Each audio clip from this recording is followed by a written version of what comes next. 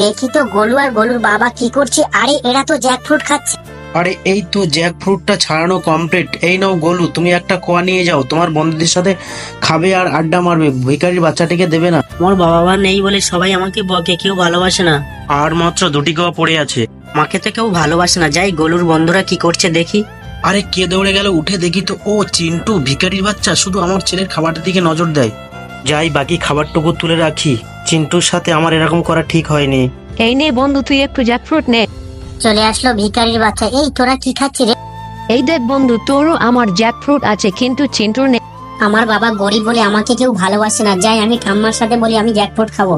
আমাকে তো ওরা জ্যাকফ্রুট দেয়নি, তাই দিদার কাছে বলি, দিদা চিৎকার করছিস কেন, কি হয়েছে?